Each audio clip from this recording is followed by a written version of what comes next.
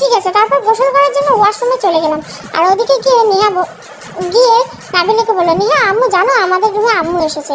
নাবিলা, এই পাগলের মধ্যে কি বলছিস? আম্মু আসছে মানে? আমি তাহলে কে? নেহা, আম্মু আসছে আর তুমি তো আমার আম্মু। নাবিলা, ও বুঝেছি, আজকে আজকে আমার মেয়েকে হাত করে নিয়েছে। এই মেয়ে আমাকে ছাড়া অন্য কাউকে আম্মু ডাকে না, সে মেয়েটাকে এক্ষুনি আম্মু ডাকা শুরু করে দিয়েছে। ভালো হয়েছে, আপদগুলো দূরে থাকলেই ভালো। বেশি বেশি করে মেয়েকে আম্মু করে ডাকিস, আর আমার আশেপাশে যেন তোরে না দেখি। আম্মু কাঁদো কাঁদো বলায়। নাবিলা, এই একদম আম্মু বলবি না, তোর তো আম্মু আসছে, আমাকে আম্মু বলবি না, যা। তারপর নেহা কাঁদতে কাঁদতে রুমে চলে আসলো। আমি নেহার কান্নার আওয়াজ পেয়ে তোয়াল পেঁচিয়ে তাড়াতাড়ি করে বেরিয়ে আসলাম, কারণ নেহার কান্না আমার একদম সহ্য হয় না। ওয়াশরুম থেকে বের হয়ে দেখি রিয়াকে জড়িয়ে ধরে নেহা কাঁদছে। তারপর আমি নেহার কাছে গিয়ে বললাম, নেহা মামনি কান্না করছো কেন? নেহা, পাপা আম্মু এই আম্মুর কথা বলতে আমাকে আম্মু বলতে না করলো। তাহলে ডাকবে না কেমন? নেহা, কি বললে পাপা? শোনো, তোমার আম্মু অনেক রেগে আছে, তাই এখন আর আম্মু বলে ডেকো না, নাহলে রাগ করে চলে যাবে আমাদের ছেলে। তুমি কি এটা চাও? না না, আমি আর আম্মুকে আম্মু বলবো না, তবুও আম্মু যেন চলে না যায়। এই তো গুড গার্ল। আমার আর নেহার কথার মাঝে রিয়া এভাবে দেখে আমার বুকের দিকে তাকিয়ে আছে। বুক থেকে হালকা পানি বেয়ে পড়ছে দেখে, আর নাক দিয়ে জোরে নিঃশ্বাস নিচ্ছে। এসব বুঝতে পারছি না, তাই আমি রিয়াকে বললাম, আরে ওকে? রিয়া, প্লিজ শরীরে কাপড় পরে আসুন। আমি মজা করে রিয়াকে একটু কাছে যেতে রিয়া বলে উঠল, রিয়া আমি আপনাকে রিকোয়েস্ট করছি, প্লিজ শরীরে কাপড় পরে আসুন। তারপর আমি আর দাঁড়ালাম না, তাড়াতাড়ি চেঞ্জ করে আসলাম। তারপর রিয়া এই ব্যবহারের কথা ভাবতে লাগলাম। রাতে রিয়া আর নেহাকে বিছানায় শুয়ে আমি সোফায় শুয়ে পড়লাম, যেহেতু আমাদের সম্পর্কটা সারা জীবনের জন্য নয়। বাইরে প্রচুর বৃষ্টি, আর গেস্ট আর কেউ আসতে পারেনি, আর নেহালের কোনো খবর নেই। এদিকে নেহা আর রিয়া গল্প করছে। আমার ক্লান্ত লাগছে, তাই ঘুমিয়ে পড়লাম। মধ্যরাতে মনে হলো কেউ আমার বুকে নাক দিয়ে ঘষা দিচ্ছে। আমি বুঝে ওঠার সাথে কি আমার সাথে হয়েছে। বাসায় আবার ভূত পেতনি আসে না তো? ভূতের কথা মনে পড়তে শরীরে কাঁপনে চলে আসলো। আল্লাহ গো, ভূত আমার রক্ত চুষে নিচ্ছে না তো? তাই আমি বুকের উপর থেকে অচেনা ভূত বা মানুষকে ধাক্কা দিয়ে সরিয়ে দিলাম। ছিটকে গিয়ে ফ্লোরে পড়ে আর ব্যথা পেয়ে শুরু করলো। ও মা গো, আমি শেষ, আমার কোমরটা বুঝে গেল। এই কথা শুনে তো আমি অবাক, কারণ এই তো রিয়ার গলা, কিন্তু রিয়া তো ভূত না। তাহলে আমার বুকের উপর কি করছে? আমি সোফা থেকে নেমে তাড়াতাড়ি রিয়ার কাছে গেলাম। তারপর রিয়াকে কোলে তুলে নিলাম। কোলে করে বিছানায় রাখতে ব্যথায় চিৎকার করে উঠলো। ওদিকে নেহালের চিন্তায় নাবিলার চোখে ঘুম নেই, কারণ নেহাল যে আজ এখনো বাসায় আসেনি, কোনো ফোন ধরছে না। নাহলে আজকেই নাবিলা বিয়ের কথা বলতো নেহালকে, কারণ নাবিলা তো এখন মুক্ত। রিয়ার চিৎকার শুনে নাবিলা আমাদের রুমের কাছে কান দিল আর বোঝার চেষ্টা করলো আমরা কি করছি। এদিকে রিয়া ব্যথায় কাতরাচ্ছে। আমি বললাম, দাঁড়াও, ওষুধ নিয়ে আসছি। রিয়া কোমর থেকে কাপড়টা একটু নিচে নামাও, আমি ওষুধ লাগিয়ে দিচ্ছি। আর ওদিকে নাবিলা নিজে নিজে বলল, নাবিলা ওষুধ লাগাবে মানে? ছি, ফুলসজ্জা করবে? ভালো কথা, তাই বলে এভাবে চিৎকার করতে হবে? আমরা কি ফুলসজ্জা করি নাই? আর মেয়ের কি দোষ? সব দোষ তো হারামিটার। নিজে 30 বছর বুড়া হয়ে বিয়ে করছে 18 বছর মাইয়ারে। আর এইদিকে আমি রিয়াকে বললাম, রিয়া কাপড়টা একটু নিচে নামাবে, যেহেতু কোমরে ব্যথা পেয়েছে সেহেতু কাপড়টা হালকা নিচে নামানোর কথা বলা হয়েছে। রিয়া, না, অনেক ব্যথা করেছে, আমি পারবো না। আরে একটু নামা, দাঁড়াও আমি হেল্প করছি। আরে এদিকে নাবিলা নিজেই বলতে লাগলো, নাবিলা, মানুষ কত বড় পাষাণ হতে পারে।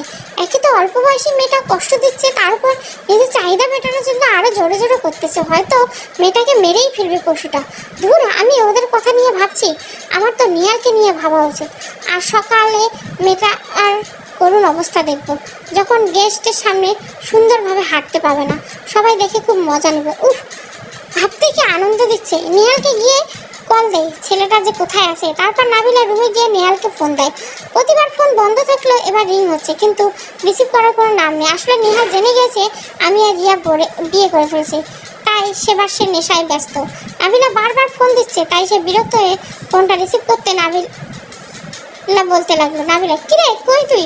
সারাদিন ফোন দিচ্ছি, তোর খবর নেই। নেহাল, বারে আছি, কিছু বলবি? নাবিলা, তুই আমাকে তুই করে বলছিস কেন? তার মানে তুই নেশা করছিস? তোর কথা শুনতে কেমন জানি লাগছে, বল কেন নেশা করলি? নিয়াল, নেশা করেছি মানে? তোর বাপের কি? নাবিলা, তোর তোর সাথে কথা বলে কোনো লাভ নেই, তুই বাড়ির নাম বল, আমি আসতেছি তোকে নিতে। নেহাল, লাগবে না, আমার সময় হলে আমি চলে আসবো। এবার বল তোর জামাইয়ের ফুলসজ্জা কেমন চলছে। নাবিলা, তার মানে তুই সব জানিস? আমি তোকে বলতে চাইছিলাম মাত্র। আর কি বলবো তোকে, তোর দুলাভাই কোনো অল্প বয়সী মেয়েকে বিয়ে করে আনছে, এখন নিজের চাহিদা মেটানোর জন্য মেয়েটাকে কষ্ট দিয়ে যাচ্ছে। নেহাল, তোমার এত কষ্ট লাগলো জামাইরে ছেড়ে আসলে কেন? নাবিলা, কারণ আমি তোকে ভালোবাসি, শাকিলের প্রতি কোনো আমার ফিলিংস নেই, কাজ করে। নিহাল, তাহলে দুলাভাই কি করলো সেটা না করলো সেটা আমাকে বলার কি আছে? নাবিলা, তুই এমন রেগে যাচ্ছিস কেন? নিহাল, রাখছি, বাই। নাবিলা, শোন, হ্যালো। নাবিলা আর বুঝতে বাকি রইল না, উপাস থেকে কল কেটে দিচ্ছে নিহাল, আর ওদিকে একটার পর একটা ড্রিঙ্কস দিচ্ছে নিহাল। এখানে যেই আসে সবাই কেন কষ্ট নিয়ে আসে, তাই কেউ জিজ্ঞাসা করে না কেন তুমি খাচ্ছ এগুলো, কি তোমার কষ্ট। এদিকে জোর করে রিয়ার কোমরে ওষুধ লাগিয়ে দিচ্ছি, এখন হয়তো আগের থেকে বেটার লাগছে ওর, কিন্তু একটাই প্রশ্ন থেকে যায়, ও কেন আমার বুকে কি করছিল? ওকে জিজ্ঞাসা করতে যাবো, যদি কিছু মনে করে যা হবার হবে, আগে জিজ্ঞাসা করে দেখি। আমি, রিয়া, বলেন। আমি, কেমন লাগছে এখন? রিয়া, ভালো। তবে কি? রিয়া, পেটে হালকা ব্যথা করছে, ওখানে একটু মালিশ করে দিবা, তাহলে ভালো লাগতো। হায় রে, কি কোমর মালিশ করতে করতে আউট অফ কন্ট্রোল আমি, এখন পেট মালিশ করতে গেলে কি হবে আল্লাহ জানে। তাই আমি রিয়াকে বললাম, আমি না, মানে তোমাকে একটা কথা বলার ছিল। রিয়া, কি কথা? আমি, আমার বুকে কি করছিলে তখন? রিয়া, ঘ্রাণ নিচ্ছিলাম। আমি, কি ঘ্রাণ নেওয়ার? নেয় কেউ নাকি অন্য কেউ? রিয়া, আমি নেই। আরে নিব যখন মন চায়, এখন যা বলছি তা করো, আমার পেট মালিশ করো। আমি, না মানে আমি ওটা পারবো না, আমার কেমন জানি লাগছে। রিয়া আমার কথা শুনে রেগে গিয়ে দাঁড়ালো। রিয়া, লাগবে না তোমার মালিশ, যাও ঘুমাও, এখন খুব বিরক্ত করেছি তাই না, তার জন্য সরি। রিয়া, দাঁড়িয়ে যাও। দেখে আমি পুরো অবাক, যে মেয়ে একটু আগে ব্যথাতে নড়তে পারছে না, সে একেবারে দাঁড়িয়ে গেছে, অদ্ভুত ব্যাপার। আমি, রিয়া, তোমার না কোমরে ব্যথা, তুমি দাঁড়ালে কি করে? রিয়া, ও তুমি তো চাও আমি সারা জীবন কোমরে ব্যথা নিয়ে থেকে, তাই না? এখন দাঁড়ালেই বিপদ। আমি, ও মা, ছি, এসব কি বলছো? তুমি দ্রুত সুস্থ হবে এই জন্য তো মালিশ করে দিলাম। রিয়া, যদি তুমি চাও তাহলে আমার পেট মালিশ করতে হবে। আমি, আচ্ছা আসো, আমি মালিশ করে দিচ্ছি, তবু এত রাগারাগি করিও না। বলতে দেরি হয়ে আসতে এসে শুয়ে পড়লাম। আমি পড়লাম মহা ঝামেলায়, কিভাবে মালিশ করব। তারপর রিয়া আমাকে বলল, কি হলো, তাড়াতাড়ি দাও, পেট থেকে কাপড়টা সরাও। রিয়া, কেন, তোমার বুঝি হাত নেই, তুমি সরাতে পারছো না? আমি কিছু বুঝতে পারছি না রিয়া কি চাচ্ছে। ও যে কিছু বুঝে না, একটা ছেলের পক্ষে এই মুহূর্তে না কন্ট্রোল করা কত কষ্টকর। আর রিয়া তো সারা জীবন আমার সাথে থাকবে না, যদি ভুল করে ফেলি তাহলে তো সারা জীবন এই ভুলের ক্ষমা নিজেকে করতে পারবো না। আমাকে চুপ থেকে দেখতে দেখে রিয়া বলল, কি ভাবছো এত, আমার খুব কষ্ট হচ্ছে, তাড়াতাড়ি করো। আমি আর কিছু না বলে রিয়া পেট থেকে কাপড়টা সরিয়ে দিলাম, আর মনে মনে বলতে লাগলাম, কন্ট্রোল ভাই কন্ট্রোল। আলতো করে হাতটা পেটে রাখতে রিয়া কেঁপে উঠলো, আস্তে করে চোখ মেলতেই চোখ খুলে গেল, মেয়েদিন সাদা পেট। আমি আজকে এই মুহূর্তে নিজেকে কন্ট্রোল করতে পারি না, কি পৃথিবীর সবচেয়ে ধৈর্যশীল পুরুষ হিসাবে পুরস্কার পাবো। ধুর, কি ভাবছি আমি, এসব পাগল হয়ে গেছে নাকি? এখন আবল তাবল বলা শুরু করে দিয়েছি। রিয়া জোরে জোরে শ্বাস নিচ্ছে, জানি না ওর থেকে নিজেকে কন্ট্রোল করা কত সহজ হবে। জীবনে প্রথম কোনো পুরুষের ছোঁয়া পেয়েছে হয়তো, যদিও সে আমার জীবনে প্রথম নারী নয়। তাহলে আমি রিয়াকে বললাম, আমি, রিয়া, রিয়া নিঃশ্বাস আটকে বলল, আমি এবার যাই। রিয়া, না, আমি, ঘুমাও এখন প্লিজ, কারণ আমার এখানে থাকাটা যাবে না। রিয়া, আমার সাথে ঘুমাও। আমি, কি বলছো এসব, কি তোমার কথা ভুলে গেছো? রিয়া, তোমাকে যা বলছি তাই করো, আমি তোমার বুকের উপর শোবো, তুমি ঘুমাবে আর আমি তোমার ঘাড় নিব। আমি, দেখো আমার মনে হয় তোমার হুঁশ নেই তাই এমন করতেছো, তুমি ঘুমাও, আমি তোমার মাথায় হাত বুলিয়ে দিচ্ছি। রিয়া, না, আমি তোমার বুকে ঘুমাবো। আর তোমার গরম গেঞ্জি পরে আছো কেন, গেঞ্জিটা খোলো, আল্লাহ কি বিপদে ফেললাম। তারপর আমি বললাম, আমি, দেখো বাইরে অনেকটা বৃষ্টি পড়তেছে তাই ঠান্ডা লাগছে, আমি গেঞ্জি খুলতে পারবো না। রিয়া, তুমি কি বুঝতে পারছো না আমার খেতে মন চাচ্ছে, এমন করো না। একদিন কি হয়েছে যে রিয়া আমার প্রতি এত দুর্বল হয়ে গেছে। তারপর নিজেকে সামলিয়ে বললাম, আমি, আদর এখন দেওয়া যাবে না। কেন? কারণ মনে হচ্ছে তোমার হুঁশ নেই। আর আমি আমি এটার সুযোগ কখনোই নেব না। যদি তোমার হুঁশ থাকতো তাহলে তোমার ইচ্ছে আমি পূরণ করতাম। রিয়া, আপনি এখন ঘুমাতে পারেন?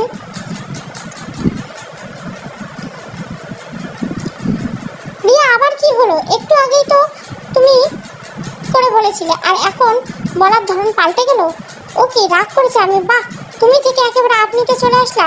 রাগ করাননি তো? রিয়া, রাগ করিনি, বরং আজকে নিজেকে হালকা লাগছে অনেক। আমি কেন জানতে পারি? রিয়া, আসলে আপনার আর আমার এই 6 বছরের সম্পর্কটা 6 মাসের জন্য। এই 6 মাসে একই ছাদের নিচে বসবাস করবো। যদি কোনোদিন আমি অসুস্থ হয়ে পড়ি কিংবা নিজের হুঁশ না আসে, তখন যদি অনাকাঙ্ক্ষিতভাবে আপনাকে আজকের কথাগুলো বলতাম এবং আপনার এমন একটা পরিস্থিতি ফেলতাম, তাহলে কি আপনি আমার এই পরিস্থিতির সুযোগ নিতেন? সেটাই পরীক্ষা নিরীক্ষা করলাম আমি। কি তুমি এতক্ষণ অভিনয় করছিলে? মেজাজ খারাপ হয়ে গেছে, সেই সাথে মাথাও গরম হয়ে গেছে। তারপর রিয়া আমাকে বলল, রিয়া, অভিনয় করার জন্য দুঃখিত, ক্ষমা করে দেবেন। আমি, ক্ষমা কিসের? হ্যাঁ রিয়া, সরি বললাম তো। আমি এখন থেকে 6 মাসের জন্য না, তোমার 6 সেকেন্ড থাকতে ইচ্ছা করে না। কীভাবে পারলে আমাকে এমন পরিস্থিতি ফেললে? তুমি শুধু আমার পরীক্ষা নাওনি, বরং আমাকে তুমি ছোট করেছো, আমাকে ছোট করে দেখেছো। আসলে তোমাকে কি দোষ দেব? সব তো আমার কপালের দোষ। না হলে তোমার সাথে এক মুহূর্তে থাকতে হতো না। তুমি নিহাল আর আমার মাঝে কোনো পার্থক্য রাখোনি। রিয়া, প্লিজ আমাকে ভুল বুঝবেন না। একজন মেয়ে হিসাবে আমি সুরক্ষিত কথা ভাবতে পারিনি। আমি, আপনার পরীক্ষা তো হয়ে গেছে, নিশ্চয় পাশ করেছি, তাই তো? তাই এবার দয়া করে এমন পরীক্ষা নেবেন না। একে হয়তো আপনার কাছে হালকা লাগছে, অন্য কেউ অপমান বোধ করতে পারে। রিয়া, প্লিজ আমাকে ক্ষমা করে দিন। আমি বুঝতে পারিনি ব্যাপারটা আপনি কষ্ট পাবেন। আমি আমি ক্ষমা করার কে? আপনার সাথে আমার কোনো ডিল হয়েছে? এটা সম্পূর্ণ আমাকে মুক্ত করে দেবে। 6 মাস অপেক্ষা করতে হবে, আপনি তার আগে মুক্তি পাবেন।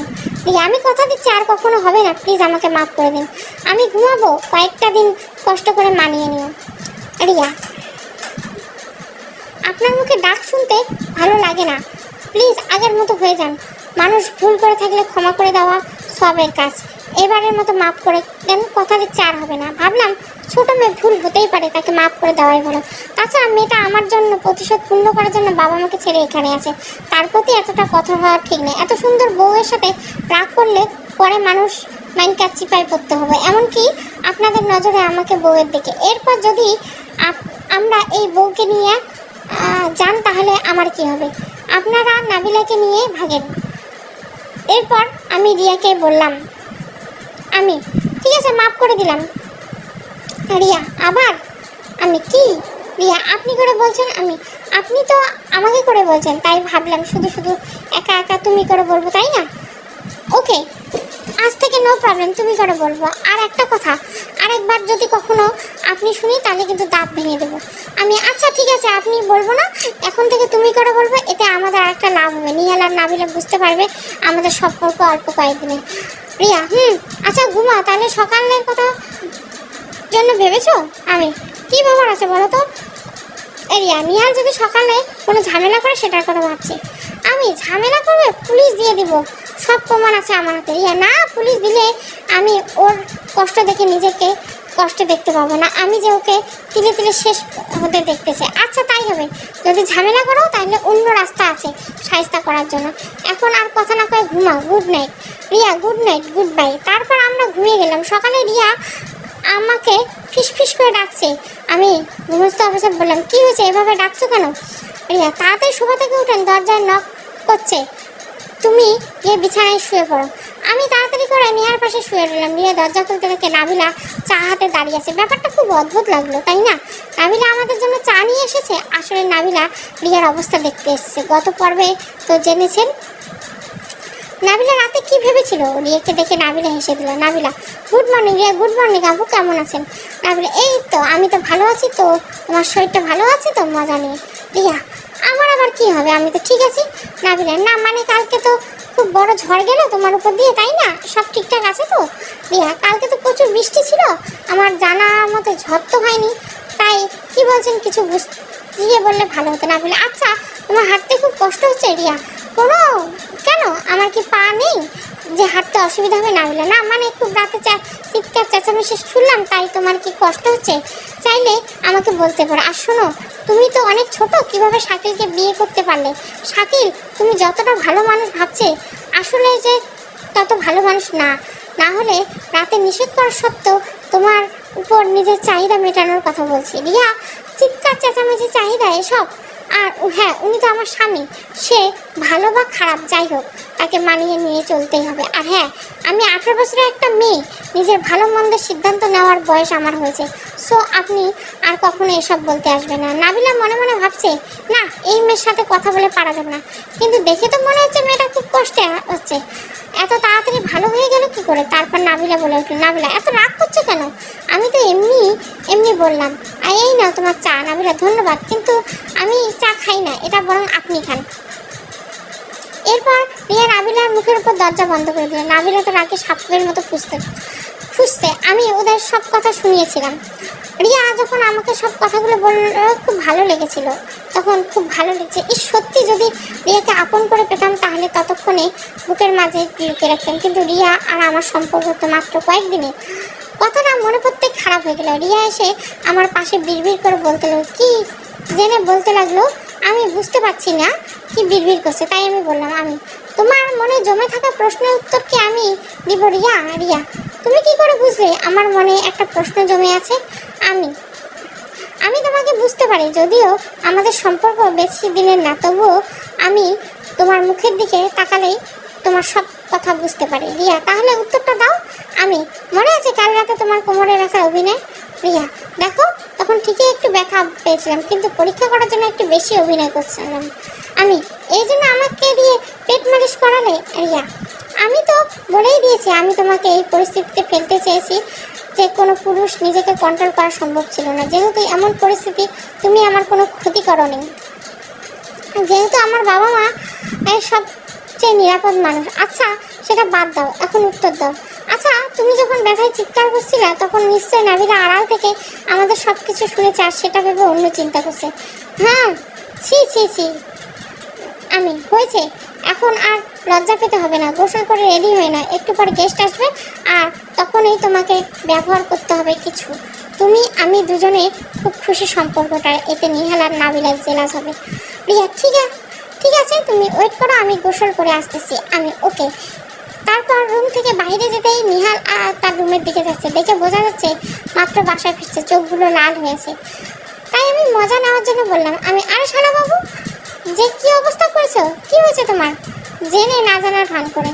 এখনো ওখানে নাবিলা ছিল, তাই কোনো রিয়াক্ট করলো না। তারপর বলল, নিহাল, ও দুলাভাই তুমি?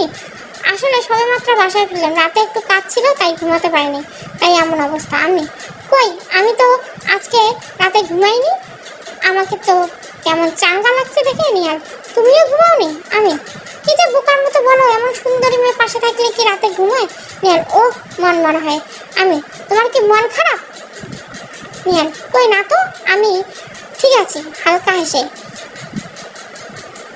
আমি যেই কিছু বলতে যাব, রিয়া গোসল করে একটা শাড়ি পরে আমার সামনে আসলো। হালকা সাজে মানুষকে কেন এত সুন্দর লাগে বলার মতো না। আমি ভালোভাবে লক্ষ্য করে দেখলাম রিয়া ভালো শাড়ি কুচিয়ে ভালো করে পরতে পারেনি, তাই ওর পেট হালকা দেখা যাচ্ছে। নিহালের নজরটা সেদিকে, তাই তাড়াতাড়ি রিয়াকে সামনে গিয়ে দাঁড়ালাম আর বললাম, আমি, শোনো, তোমাকে দেখতে চোখ ফেরাতে পারছি না, মন চায় শুধু রাতের মতো করে আদর করি, কিন্তু ওদের সামনে তো আর আদর করতে পারবো না।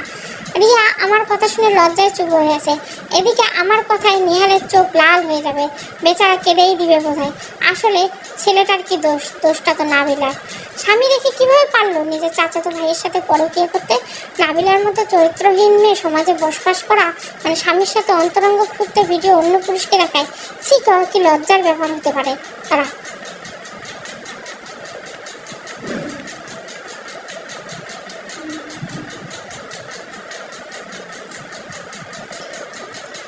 আমি, মনে হচ্ছে তোমার কুচিটা ঠিক নেই, চলো রুমে গিয়ে তোমার শাড়িটাকে পরিয়ে দেবো।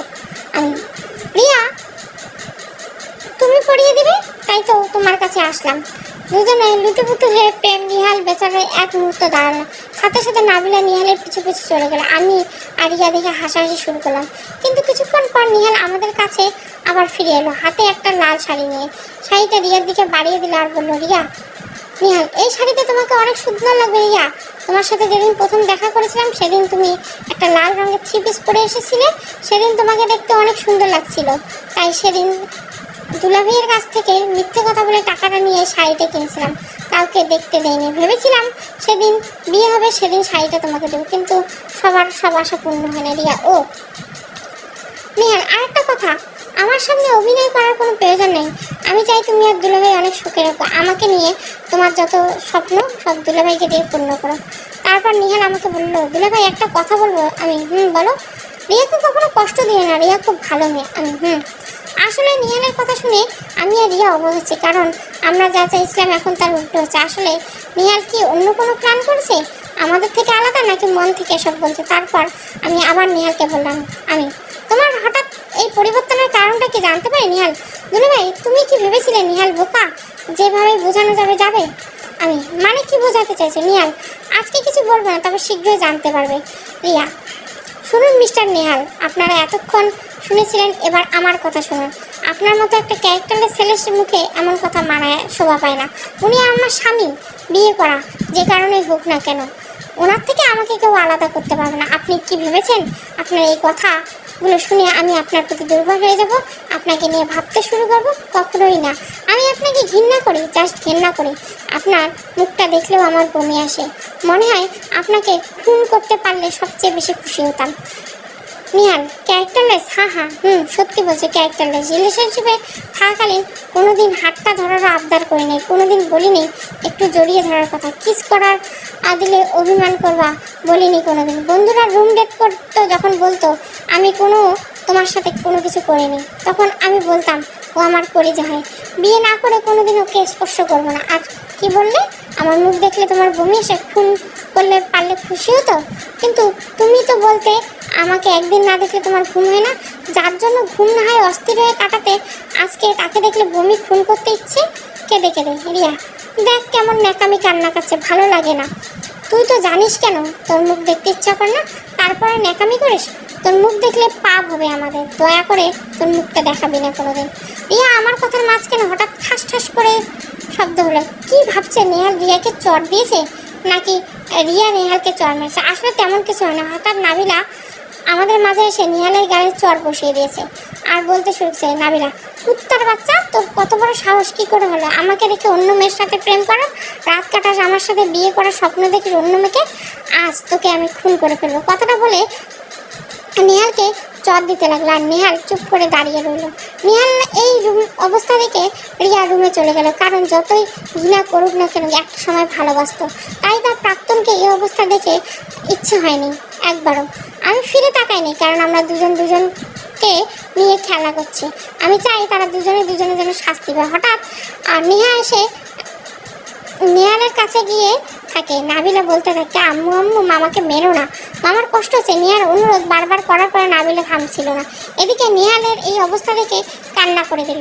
আমি নেহার কান্না সহ্য করতে হবে, তাই ধমক দিয়ে বললাম, আমি তোমাদের এমন নাটক দেখতে ইচ্ছা করছে না, রুমে গিয়ে যা করার করো, আমার মেয়ে এখানে কষ্ট পাচ্ছে। আমার ধমক শুনে নাবিলা চুপ হয়ে গেল, তারপর সে রুমে চলে গেল। আমি নেহাকে বুঝিয়ে রুমে পাঠিয়ে দিলাম, নয়তো শুধু আমার মেয়েটা কষ্ট পাবে। আজ কেন জানি ছেলেটার জন্য বড্ড মায়া হচ্ছে। কত সুন্দর একটা ছেলে, এই বয়সে এমন অবস্থা হবে ভাবা যায় না। আমি যখন শ্বশুরবাড়ি যেতাম তখন সে আমার কাছে সবার আগে দৌড়ে আসতো, এসে দুলাভাই কি এনেছো আমার জন্য। আমি জানতাম লিচু খেতে ভালোবাসে, তাই আলাদা করে ওর জন্য লিচু নিয়ে যেতাম। লিচু দেখলে কি যে খুশি হতো, নিজের ভাই বানিয়েছিলাম, কারণ আমার আর নাবিলার কোনো ভাই ছিল না। যতদিন শ্বশুরবাড়ি থাকতাম ততদিন সে আমার সাথে থাকতো, আমাকে ওদের গ্রাম ঘুরিয়ে দেখাতো, নদীর কাছে গোসল করতে যেতাম, রাতে গল্প করতাম, নইলে লুডো খেলতাম। আর আজকে কত দূরত্ব হয়ে গেছে আমাদের মাঝে। আমার চোখের সামনে সে বড় শত্রু। এর